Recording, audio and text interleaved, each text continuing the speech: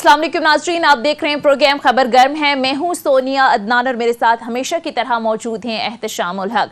नाज़रीन, पीटीआई के लॉन्ग मार्च का आज चौथा रोज़ है और आज सुबह मार्च का आगाज़ कौमोकी से किया गया। गुज़िश्ता रोज़ एक अफसोसनाक वाक़या पेश आया। एक खातून रिपोर्टर इमरान खान साहब के कंटेनर के नीचे आके जान बहक हो गई, जिसके बाद सादोकी के मकाम पर ये मार्च रोक दिया गया था। अब चौथा रोज़ है इस मार्च को, लेकिन हम देख रहे हैं कि जैसे जैसे पीटीआई का लॉन्ग मार्च आगे बढ़ रहा है, इमरान खान साहब के लहजे में तलखी जो है वो मजीद बढ़ती हुई नजर आ रही है। एस्टेब्लिशमेंट मुखालिफ जो बयानिया है उसमें हम देख रहे हैं कि सख्ती आती जा रही है। हुकूमत के खिलाफ जो है वो सख्त तनकीद कर रहे हैं। आज इमरान खान साहब ने ट्वीट किया और कहा कि हमारा मार्च जो है वो इनकलाबी मार्च होगा। साथ में उनकी जानिब से ये भी कहा गया कि अब सवाल ये है कि ये जो इनकलाब में 6 महीने से देख रहा हूँ, ये बैलेट बॉक्स के जरिए आएगा, इलेक्शन के जरिए आएगा, या फिर उन्होंने कहा कि ये खून रेजी से इनकलाब आएगा। फैसल वाडा भी अब से कुछ दिन पहले अपनी प्रेस कॉन्फ्रेंस में इस तरह के खदशात का इजहार कर चुके हैं। इसके साथ साथ आज केपी के वजीर कामरान बंगिश साहब की जानिब से भी बयान दिया गया और उन्होंने कहा कि लाइसेंस याफ्ता असलहा लेकर इस्लामाबाद आएंगे। उन्होंने कहा कि हुकूमत ने अगर गुंडागर्दी दिखाई तो दिफा का हक रखते हैं। इस पर जाहिर है मरियम औरंगजेब साहिबा का भी बयान सामने आया। इमरान खान साहब के ट्वीट पर उन्होंने कहा कि इमरान खान ने इनकलाब नहीं बल्कि अपने खूनी मार्च का एतराफ़ किया है। तो अब सवाल यह है कि ये तमाम तर सूरत हाल कहाँ जाएगी? क्या इमरान खान साहब का मार्च जो है वो इस्लामाबाद पहुँचेगा? क्योंकि इसके साथ साथ कुछ बैकडोर खबरों की भी जो है वो बाज़गश्त है। और गुज़िश्ता दिनों हमने देखा कि असद उमर साहब ने भी जब फिरोज़वाला लॉन्ग मार्च पहुँचा था इमरान खान साहब का, तो उन्होंने अनाउंस किया था कि इमरान खान साहब एक ज़रूरी मीटिंग के सिलसिले में लाहौर जा रहे हैं, जिसके बाद जो मुज़ाकरात थे, बैकडोर राब्तों की जो खबरें थी उसमें काफ़ी शिद्दत आ गई थी। लेकिन जाहिर है गुज़िश्ता दिनों भी शहबाज शरीफ साहब ने जब सहाफ़ियों से बातचीत की तो उन्होंने कहा कि इमरान खान साहब ने कारोबारी शख्सियत के जरिए मुझ तक पैगाम पहुंचाया कि हम मुज़ाकरात किए जाएं 2 मामलात पर, एक आर्मी चीफ की तैनाती और दूसरा जल्द इलेक्शन पर, जिस पर शहबाज शरीफ साहब ने यह दावा किया कि मैंने इनकार कर दिया। लेकिन इमरान खान साहब ने आज इस पर भी बात की और उन्होंने कहा कि मैं बूट पॉलिश करने वालों से बात नहीं करता। इमरान खान ने शहबाज शरीफ साहब के दावे की तरदीद की है। तो क्या वाकई किसी सतह पर जो है वो बैकडोर मुज़ाकरात चल रहे हैं? इसके साथ साथ आज उन्होंने एस्टैब्लिशमेंट पर एक बार फिर कड़ी तनकीद की। इमरान खान साहब का लबो लहजा क्या था और किस अंदाज में उन्होंने आज तनकीद की, सुन लीजिए।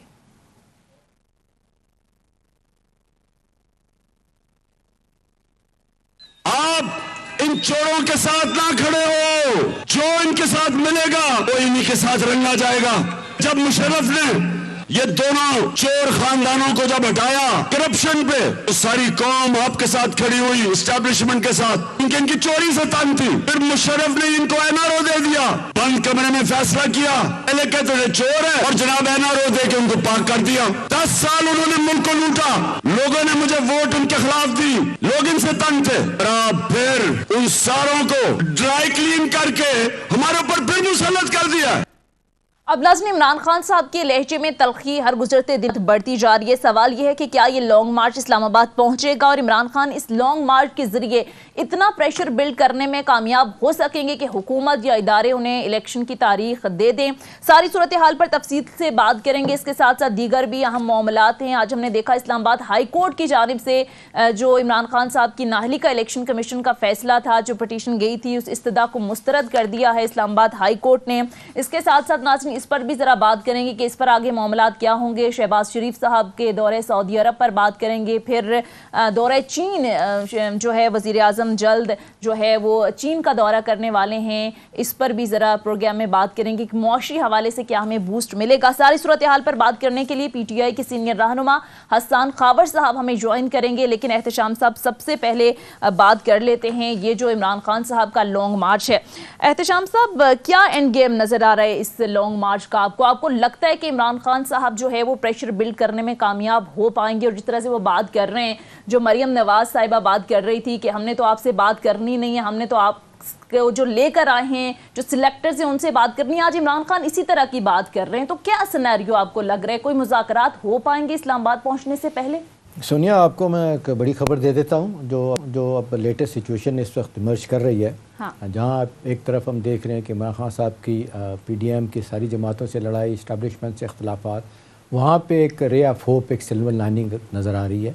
और पिछले 3 दिन से मुसलसल मुज़ाकरात हो रहे हैं इमरान खान साहब के लाहौर में, और फैसिलिटेट करवा रहे हैं परवेज़ इलाही साहब। ठीक है ना। और जो इत्तलात आ रही हैं वो ये है कि जी सबको पता चल रहा है कि जी PDM की जो पार्टियाँ हैं वो भी चाहती हैं कि कोई हमें फेस सेविंग मिले।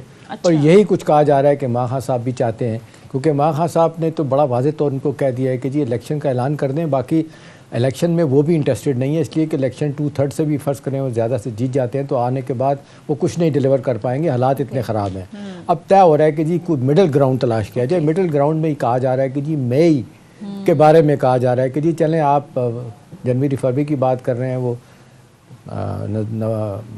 दिसंबर की कोई बात पहले कर रहा था, लिहाजा मई में कहा जा रहा है कि जी इस पे कोई इत्तेफाक हो सकता है। किस हद तक इसमें इफ्स एंड बट्स से बात की जा सकती है? वैसे तो आप देख लें हुकूमत तो कह रही है कि हमारी कोई बात नहीं हो रही, हुकूमत से तो बात हो ही नहीं रही, बात तो एस्टैब्लिशमेंट से हो रही है। देखें ना, इमरान खान साहब के लोगों की मुलाकात जिस तरीके से, जिसको आपने देखा फवाद चौधरी साहब भी कह रहे हैं, परवेज़ इलाही भी कह रहे हैं बातचीत हो रही है, परवेज़ खटक भी कह रहे हैं, और बातचीत जिस तरीके से हमने देखा चीफ मिनिस्टर पंजाब बड़ा अपना रोल प्ले कर रहे हैं, क्योंकि आपको पता है सोनिया इस्टेब्लिशमेंट के साथ हमेशा के साथ उनके ताल्लुकात बड़े अच्छे हैं, पिछले 30 बरस की सियासत उनके गिर्द ही घूम रही है। अब असल सवाल इस वक्त यह है, जो सबसे बड़ा सवाल है वो ये है कि जी इलेक्शन, कुछ लोगों का ख्याल है, जो अंदर से ये भी खबरें आ रही हैं कि शायद इमरान खान को लॉलीपॉप दिया जा रहा है और ये कि किसी तरीके से ये अपना लॉन्ग मार्च ख़त्म कर दें, छोड़ दें।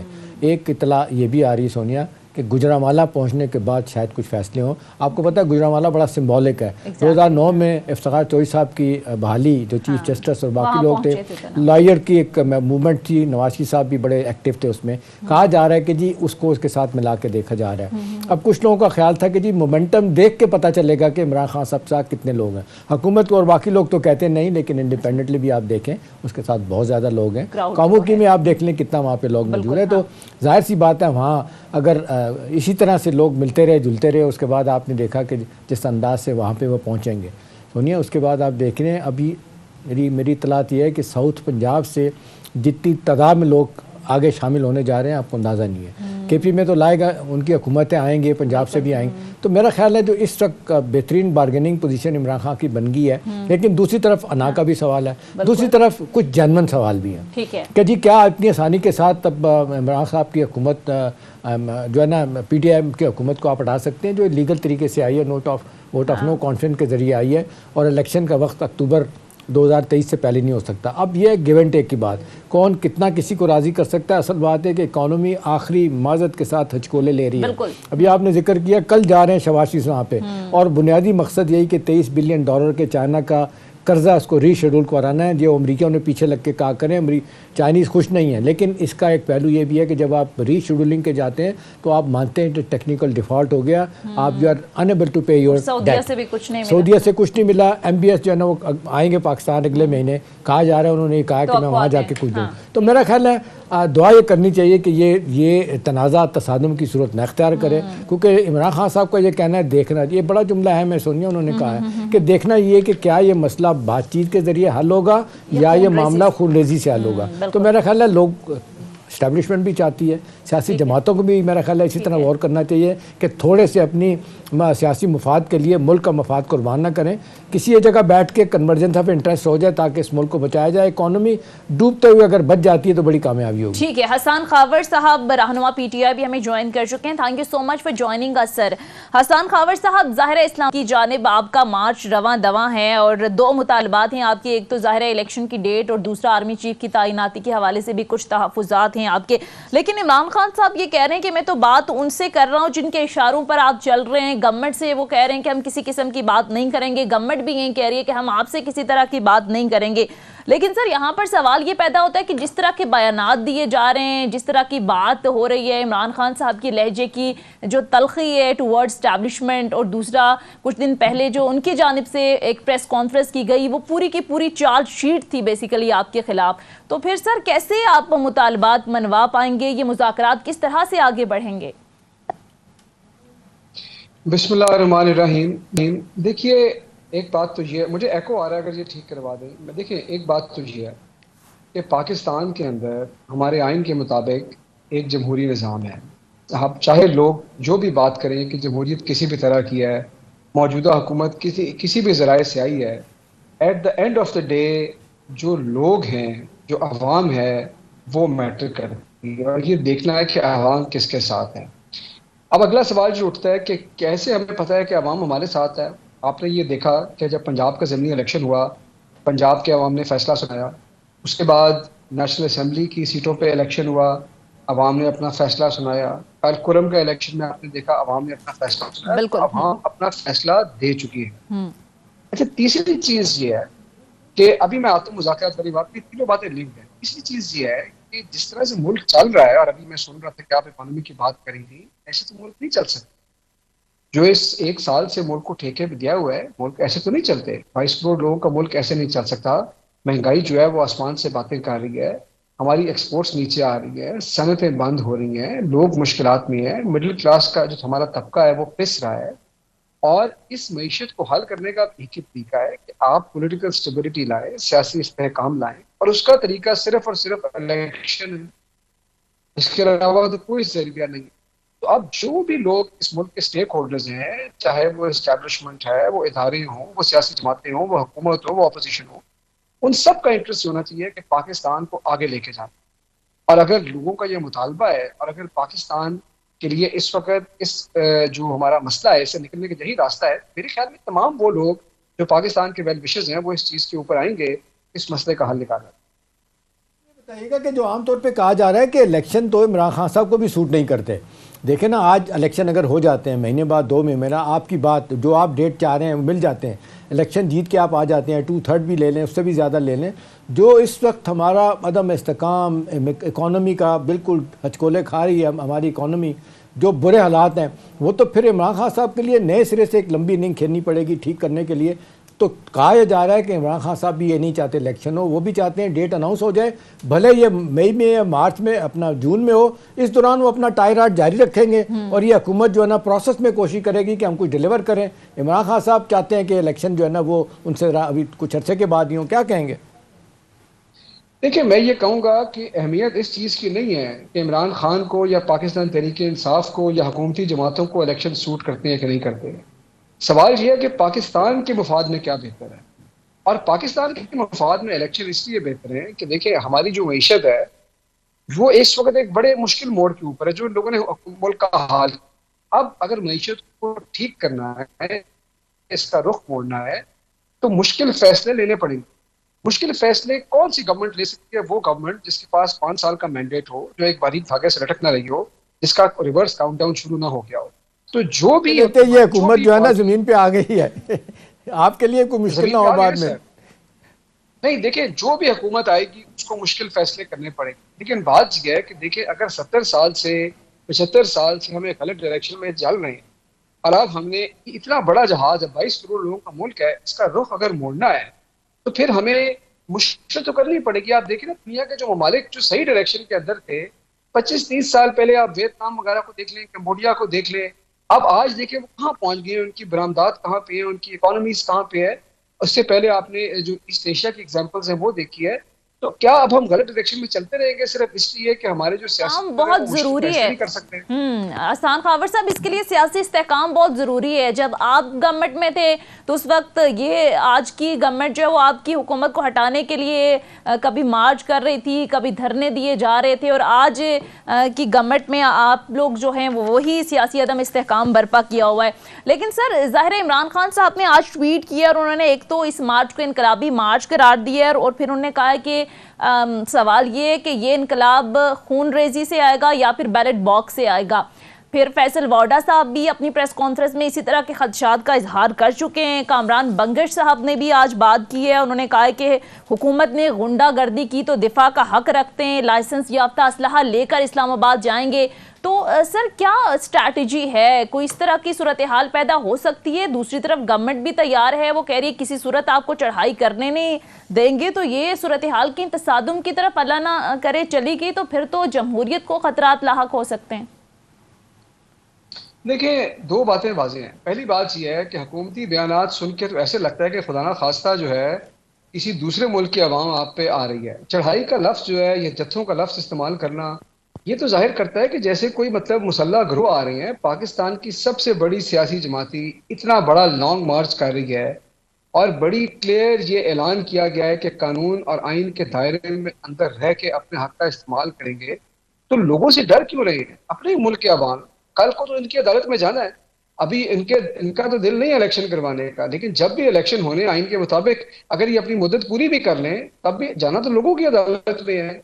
लोगों से इतना खौफ क्यों? वो कह रहे हैं फिर ये आप कहेंगे कि डेमोक्रेसी की जजों के पास बातें जब कर वोट रहे नहीं हैं, जाएंगे। आप इनकलाब की बातें कर रहे हैं, फिर आपकी जमात के फैसल वाडा साहब कह रहे हैं कि मुझे इस लॉन्ग मार्च में जनाजे ही जनाजे नजर आ रहे हैं। फिर ये भी आप लोगों की जानिब से कहा जा रहा है कि हम असलहा लेकर इस्लामाबाद जाएंगे, तो फिर खदशात तो पैदा होंगे ना सर।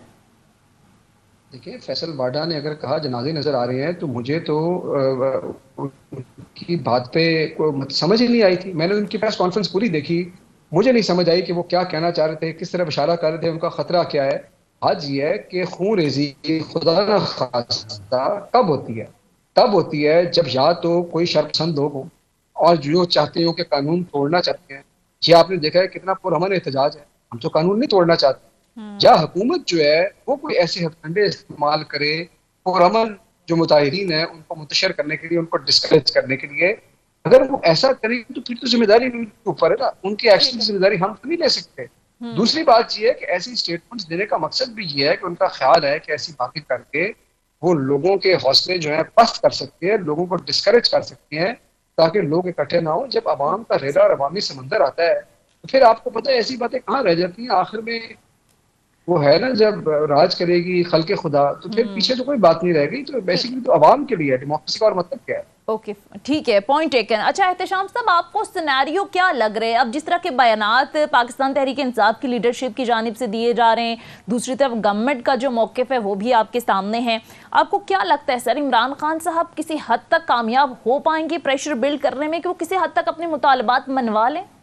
देखिए सोनिया, अभी फैसल वाडा साहब की बात हो रही है। फैसल वाडा के बारे में तो यही एहसान साहब कहा जा रहा है कि घर के बेदी ने लंका ढा दी है, और कुछ इत्तलात ऐसे भी आ रही हैं, कुछ लोग ये क्लेम कर रहे हैं कि जी एक और बड़ा आदमी पीटीआई छोड़ने वाला है और वो इससे ज़्यादा सख्त बातें करेगा। और मैं वो आते हैं नहीं आते, लेकिन एक बात छोड़ते हैं नहीं छोड़ते, एक बात तय है कि इमरान खान साहब रिकॉर्ड पे हैं, वो कह चुके हैं कि कुछ लोग जिनको मैं जानता हूँ वो किसके साथ मेरी पार्टी में है, लेकिन कहीं उनके किसी और के साथ भी ताल्लुकात नहीं है, तो वो अच्छी तरह जानते हैं। अब सोनिया, सवाल जो इमरान खान साहब की मकबूलियत है, देखें ना 13 इलेक्शन पिछले दिनों हुए हैं, बाई इलेक्शन 12 जीत हुए। कुर्रम में जो इलेक्शन जीता इन्होंने, आपने देखा कि पीटीआई का वो कहते हैं वहाँ पे किसी तरह की वो कार्रवाई हुई नहीं, कैंपेन ही नहीं हुई। और आप देख लें कि 8000 वोटों से वो जीत गए हैं वो, ये बहुत बड़ी बात है। अब एज वी स्पीक पूरे मुल्क में आप देख लें, सिवाय एक सीट है जो कंट्रोवर्शियल, जो कराची से जीती गई है, जिसके बारे में इमरान खान साहब भी बाकी लोग भी कह रहे हैं कि जी वो ठप्पे लगाए गए हैं और बॉक्स भरा गया है। अब सवाल यह है कि इमरान खान साहब की मकबूलियत अपनी जगह पे, वो डेफिनेटली अपनी जगह पे है। और ये मैं नहीं कह रहा, हर वो बंदा जो सख्त तरीन मुखालिफ है इमरान खान साहब को, ये कहता है, कहते जी इस वक्त इलेक्शन होंगे तो वो सबको धो देगा, 2/3 से भी ज़्यादा ले लेगा। लेकिन कुछ लोगों का ख्याल है कि जी देखें इस्टेब्लिशमेंट अभी इतनी कमज़ोर नहीं हुई, आप छोड़ दें, अगर वो नहीं चाहेगी तो वो नहीं होगा, 2/3 नहीं मिलेगी। लेकिन सोनिया, मेरा अपना ख्याल है कि ओवर द ईयर चीज़ें जो है ना वो तब्दील हुई हैं। अब एक बात तो है ना, हफीजुल्लाह नियाज़ी जो सख्त क्रिटिक है, इमरान खान साहब का बिनोई है, फर्स्ट कज़न है, वो ये कहता है जी जो मर्ज़ी आप कर लें, वो डरने वाला तो नहीं है। मैं इतना कह सकता हूँ, मैं मुखालिफ हूँ, वो डरेगा नहीं। तो देखिए ना, उसने डर तो लोगों का भी निकालने की बड़ी हद तक कोशिश की है। अब सवाल इस वक्त यह है कि हमारी इस्टेब्लिशमेंट, मुख्तदरा सब लोग हैं वो महब वतन है, सारे महब वतन है, मैं तो किसी को नहीं कहता। अब सवाल यह है कि ये छोटे छोटे मफादात लोगों के अपने हैं। हुकूमत जो है इस वक्त फंस गई है, वो ऐसी बंद गली में चली गई है कि उनको समझ नहीं आ रहा है कि इलेक्शन में जाएँ तो क्या होगा, नहीं जाएंगे तो क्या होगा। प्रोसेस में हर बंदा कह रहा है कि जी फाइनली लॉन्च किया गया, इसहाक डार साहब को भी हाथ बांध के पीछे खड़े हो गए। अब जा रहे हैं, आप देख लें जिस अंदाज से शहबाज साहब कल जा रहे हैं चाइना से, सूरत हाल इतनी ख़ित्ते की ख़राब हो चुकी है।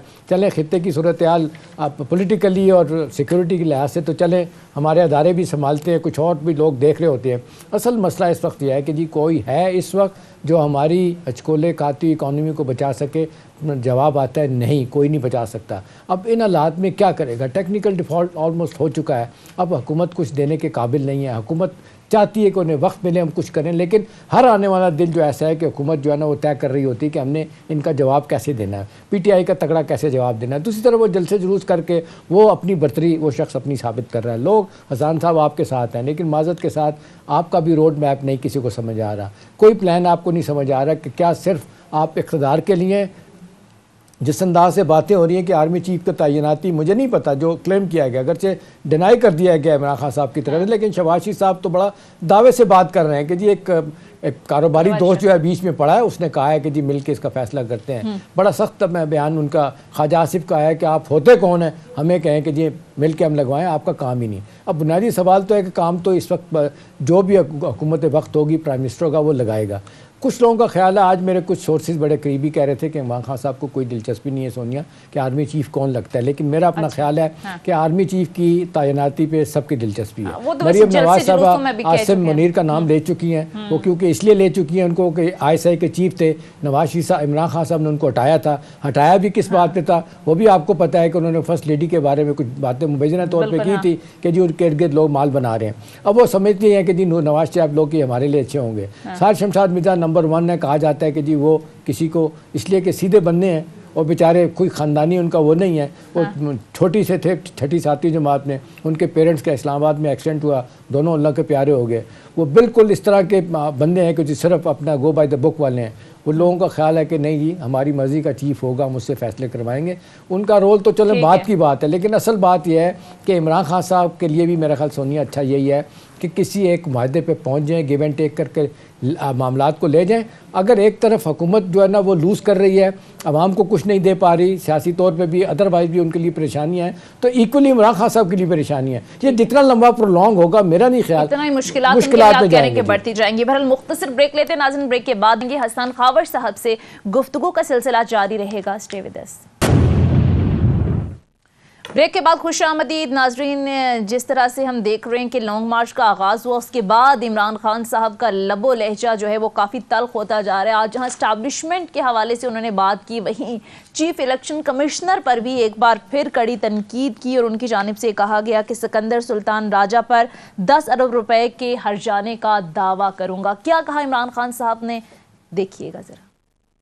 10 अरब रुपए का हर्जाना इसलिए कर रहा हूँ, इससे मेरी दयानतदारी के ऊपर सवालिया निशान किया। सिकंदर सुल्तान के जब तक मैं तुम्हें अदालत में नहीं खड़ा करके तुम्हारे से पैसे नहीं निकालता, और वो फिर शौकत आलम को दूंगा जो तुम्हारे से हर्जाना निकालूंगा। जी हसन खावर साहब, ये चीफ इलेक्शन कमिश्नर के खिलाफ एक पूरी चार्जशीट है। इमरान खान साहब जब भी बात करते हैं बड़ी तनकीद करते हैं। इस हवाले से जाहिर है बहुत सारे लोग ये सवाल उठाते हैं कि अगर इतने ही तहफ़्फ़ुज़ात हैं कि एक फोरम मौजूद है चीफ इलेक्शन कमिश्नर के हवाले से, आप सुप्रीम जुडिशल काउंसिल में ये चीज़ें क्यों नहीं ले जाते? एविडेंस जो आप जलसे जुलूसों में बात करते हैं, जिस तरह से तनकीद करते हैं, या प्रॉपर फोरम पर लेकर जाएं? देखें, बात यह है कि बिल्कुल वो एक ऑप्शन मौजूद है, लेकिन मुझे आप ये बताएं कि इलेक्शन के अंदर चीफ इलेक्शन कमिश्नर का रवैया है, अब उसके ऊपर किसी को कोई शक रह गया, किसी के जहन में ये उम्मीद बाकी है कि क्या उनका रवैया जो है वो गैर जानिबदाराना है? पे दर पे जो हुआ है हमारे साथ, हमारी पार्टी के साथ, उसमें क्या कसर रह गई अब तो जानना होगा। लेकिन बात यह है कि इलेक्शन है वो एक लार्जर जो स्कीम है उसका हिस्सा हो। इलेक्शन होंगे और वो इलेक्शन जो है इंशाल्लाह एक नए इलेक्शन कमिश्नर के ज़ेर सरबराही होंगे, और वो जब वक्त आएगा तो वो भी करेंगे। लेकिन मेरे ख्याल में इतना मतलब जब आप इतना जानिबदाराना रवैया रखते हैं और जब वो रोज़े रोशन की तरह चीज़ यहाँ हो जाती है, इतने बड़े अदारे के सरबराह को फिर ज़ेब नहीं देता कि वो अपनी जगह पे रहें। और अगर इलेक्शन फिक्स ही कर रहे हैं, अगर आप एक पार्टी को सतेलों की तरह ट्रीट करना है तो क्या फायदा? जी सर। जी हसन साहब, ये फरमाइएगा कि ये आप ये कह रहे हैं कि जी कोई नए चीफ इलेक्शन कमिश्नर के तहत इंतखाबात होंगे, तो हमें ये भी समझा दें कि आइन के तहत ये 5 साल की ये टेन्योर पोजीशन है, अभी 3 साल हुए, 2 साल उनके रहते हैं।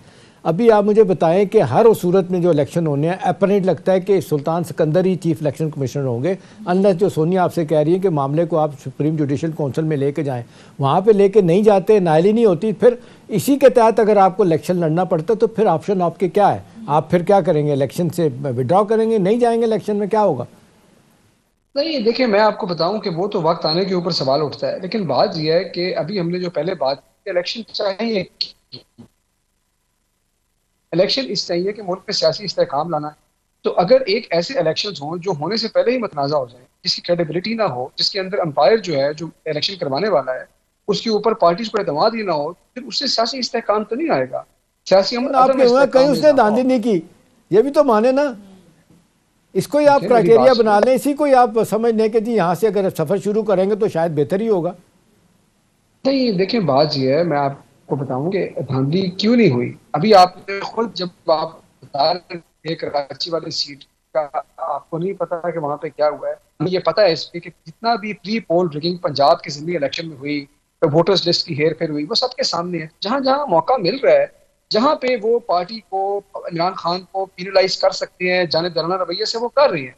इस चीज के तो बारहा हमें सबूत मिले हैं। कितनी दफा तो उनके फैसले ओवरटर्न किए अदालतों में जाकर। हर चीज पे तो हम अदालत से जाकर इंसाफ लेते हैं। आप मुझे बताएं कि ऐसे शख्स पे और ऐसे इदारे जो इस तरह चल रहे हैं, उस पर कैसे एतबार करें? मतलब इस पे तो कोई ऑब्जेक्टिव आदमी जो हमारी पार्टी का नहीं होगा, वो भी कहेगा जी उनके जेर साया तो क्रेडिबल इलेक्शन नहीं हो सकती। जब एक पाकिस्तान की सबसे बड़ी के साथ I hate interrupt you Hasan साहब, आपको वे फॉरवर्ड भी तो बताएं ना। मान लिया आपका नुक्ता नज़र, चलें 2 मिनट के लिए मान लेते हैं कि जी वो नहीं ठीक है, इलेक्शन फेयर फ्री नहीं हो सकते, लेकिन आप कोई तरीकाकार तो बता देना क्या होगा। इनको हटाने के लिए एक फोरम है, उसके अलावा तो कोई और फोरम नहीं है, वरना तो 2 साल इनके भी रहते इलेक्शन यही करवाएंगे। हमें बताएं किस तरह आप समझेंगे कि ये रास्ते से हट जाएंगे। देखिए, दो जरिए आपने बिल्कुल, एक जो आईनी तरीका आपने वो बताया, उसका भी इस्तेमाल हो सकता है। और दूसरा ये है कि अगर निगोशिएशन हो, टेबल पे बैठ के बात हो, तो वो रिजाइन करके जा सकते हैं, खुद भी तो रिजाइन कर सकते हैं। अच्छा, तो वो कोई ऐसी, हाँ, कोई ऐसी मुश्किल बात नहीं है।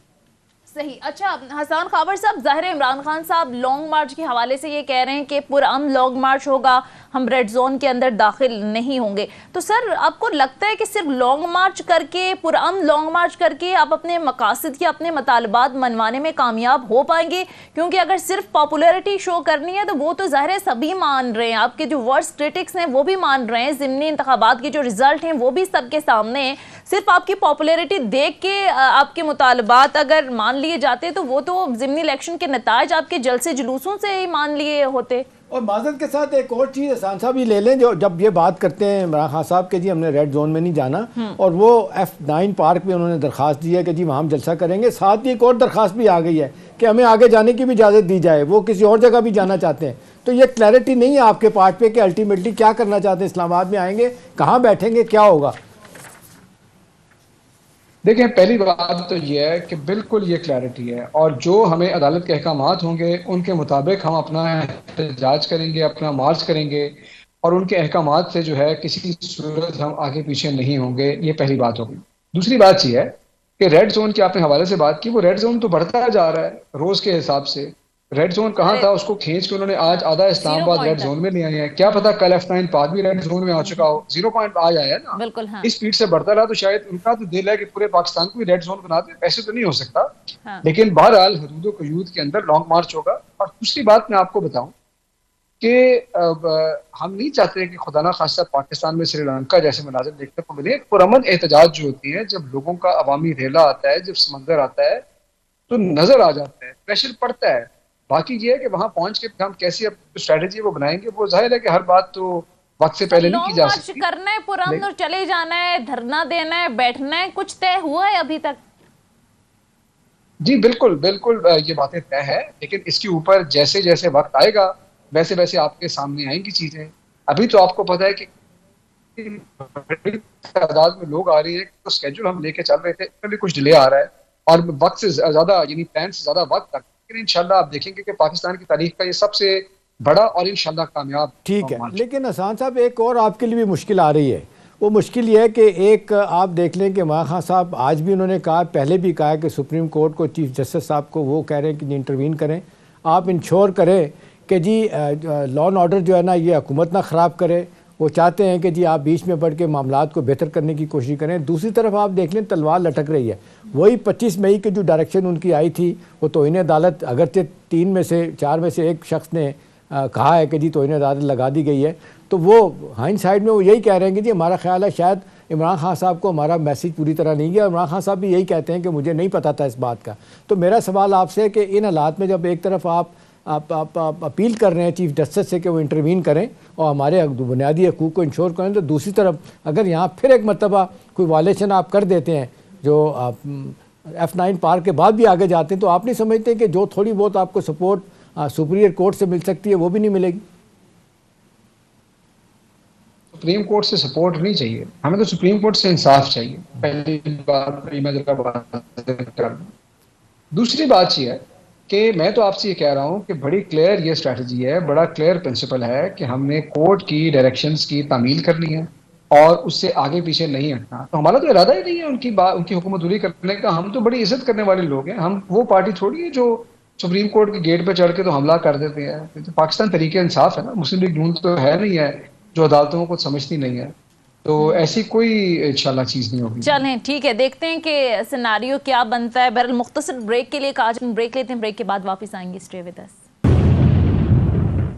ब्रेक के बाद खुश आमदीद एहतशाम साहब। अब जरा बात कर लेते हैं, वजीर आजम शहबाज शरीफ ज़ाहिर सऊदी अरब के दौरे पर भी थे, कल उन्होंने चीन के दौरे पर रवाना होना है। सऊदी अरब से ज़ाहिर काफ़ी तवक्कुआत थी, वहाँ सूरत हाल क्या बनी, और कल चीन के दौरे से आपको लगता है कि कुछ मामलात बेहतरी की तरफ आएंगे, स्पेशली अगर मुआशी हवाले से सूरत हाल पर बात करें तो? देखिए, सऊदी अरब से तो सोनिया जो खबरें आई हैं उसमें तो वही आ रहा है कि वो 12 बिलियन डॉलर की जो रिफाइनरी लगानी, इन्वेस्टमेंट करनी है, वो दोबारा उन्होंने दोहराया। ये बहुत अरसे का प्लान है लेकिन ये मटेरियलाइज़ नहीं हो रहा। एक जो चीज़ अच्छी हो गई है वो जो उनके दौरे के दौरान नारेबाजी की गई थी पाकिस्तानियों के 3-4 लोगों ने, वो शहबाज साहब के कहने में MBS ने उनको रहा करवा दिया। वो बड़ी मुश्किल हो जानी थी, 4-4 साल कैद होती और उनके साथ क्या मुश्किलात होती। अब सवाल यह है कि जी वो कहा जा रहा है कि मोहम्मद बिन सलमान अगले माह पाकिस्तान आएंगे तो शायद बहुत सारी चीज़ें उस वक्त तय हों, अनाउंसमेंट की जाएगी। मुश्किल हालात हैं, अभी आप देख लें कि मदद कोई नहीं कर रहा, सिर्फ अपने पैसे रखे हुए। चाइना ने भी पैसा रखा हुआ है और इसी तरह से आप देख लें UAE ने भी रखा हुआ, कतर ने भी रखा है। हमारे रिजर्व तो रही नहीं है, ये 7 बिलियन डॉलर के रिजर्व उन्हीं का पैसा रखा हुआ है। अब यह है कि हमारे लिए जो मुश्किलात आ रही हैं कि जी पहली तो फौरी तौर पे जो डेट करीब आ रही है, जो हमने लोन वापस करने हैं, पेरिस क्लब के कर्जे वापस करने हैं, और चाइना का 23 बिलियन डॉलर का लोन है, सबसे ज़्यादा उन्हीं का है। कहा जा रहा है कि चाइनीज़ 1 साल के लिए इसको रीशेड्यूल कर देंगे, हम चाहते हैं शायद 5 साल के लिए रीशेड्यूल करें। इसके अलावा और ये जो CPEC कहते हैं को रुका हुआ है, पूरी तरह चल नहीं रहा, उस पर बात होगी।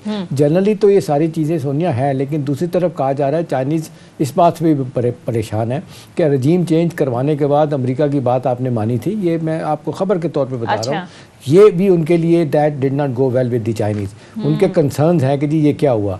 और अब जिस तरीके से ताल्लुकात बहाल हुए हैं मिलिट्री की सतह पे भी, सिविलियन गवर्नमेंट की सतह पे भी, लेकिन चाइनीज़ के अपने अगरचे हमने देखा CPEC जो है वो स्लो डाउन हुआ, लेकिन उनके तहफ़्फ़ुज़ात हैं। अब कुछ लोगों का ख्याल है कि जी चाइना और रशिया के कैंप में हम जाने के बाद गए तो नहीं है, लेकिन खबरें हैं कि उनके करीब हो रहे हैं। चाइना रशिया से हम तेल भी लेना चाहते हैं, गैस भी लेना चाहते हैं 40% कम पैसों पे। लेकिन सवाल यह है कि चाइनीज़ डेफिनेटली सवाल तो उठाएंगे कि जी इस रीजन में चाइना के मफादात हैं। इत्तलात ये हैं कि बाजवा साहब लास्ट डिच एफर्ट ये ज़रूर कर रहे हैं कि चाइना अमेरिका के साथ ताल्लुकात बैलेंस करने में वो कामयाब हो जाएं। किसी हद तक कामयाबी भी है, इसी वाले से शहबाज साहब भी जा रहे हैं, क्योंकि एक बात तो अमेरिकन को पता है कि भी नेक्स्ट डोर नेबर है, पुरानी हमारी दोस्ती है, ताल्लुकात हैं, कई मानों से हम चाइना के साथ खड़े होते हैं। अब इसी वजह से अमेरिकन हमारे साथ नाराज़ होते हैं। यूक्रेन के हवाले से जो 3 दफ़ा आपने देखा वहाँ पे रेजोल्यूशन हुआ, तीनों दफ़ा हम रूस के ख़िलाफ़ नहीं गए, अब्सटेन किया हमने। अमेरिकन को ये भी अच्छा नहीं लग रहा।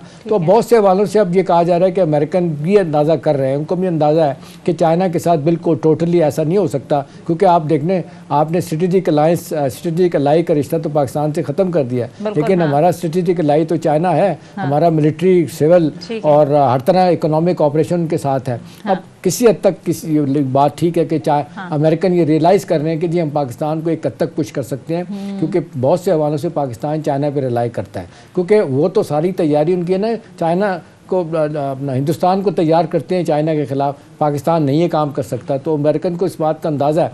लेकिन काश ऐसा हम बैलेंस करने में कामयाब हो जाएं, जैसे नहीं होगा। लेकिन कुछ लोग कह रहे हैं कि जी शायद अब वो वक्त चला गया है, कोल्ड वार का पीरियड दोबारा से शुरू हो चुका है, जो आज से 40 साल पहले था, ख़त्म हो गया था, दोबारा शुरू हो गया। यहाँ पर हमें दोस्त और दुश्मन जो है ना वो आइडेंटिफाई करके लोगों के साथ खड़ा होना होगा, एक ग्रुप में जाना होगा, एक ब्लॉक में जाना होगा। पाकिस्तान अफोर्ड नहीं कर सकता। अब देखना यही कि कहाँ पे हमारी लीडरशिप मिलिट्री और सिविलियन अपना नुक्ता नज़र बेहतर तरीके से अमेरिकन के और चाइनीज़ के आगे रखती है, ताकि हमारे इक़्तिसादी मफादात का भी तहफ़्फ़ुज़ हो, पॉलिटिकल भी, और इसके बाद रीजन में हमारे जो सिक्योरिटी की पोजीशन है उस हवाले से हमारी पोजीशन मजबूत है। ठीक है, अब देखना है कि दौरा कितना सूदमंद साबित हो सकता है। दूसरा सर, आज ज़राए वज़ारत ख़ज़ाना की जानिब से जो खबरें सामने आ रही थी कि IMF IMF और पाकिस्तान के दरमियान आइंदा माह मुज़ाकरात होंगी और IMF पाकिस्तान से डू मोर के मुतालबात जो है वो करने जा रहे हैं, जिसमें ये कहा जा रहा है कि पेट्रोल पर जो लेवी है वो 31 दिसंबर तक 50 रुपए फी लीटर बढ़ाने का मुतालबा किया जा सकता है। अगर ये सूरत हाल बनती है तो फिर सर क्या सिनेरियो होगा? देखिए सोनिया, 31 दिसंबर तक तो हमारा 3 साल का मायदा भी जो है ना वो ख़त्म हो जाएगा। अगर एक साल एक्सटेंड किया उन्होंने, ठीक है। इस बार में तो वो है, वो 50% लेवी हमने कहा था कि हम आहिस्ता आहिस्ता 5-5-10 हज़ार करके इवेंचुअली दिसंबर तक ले जाएंगे।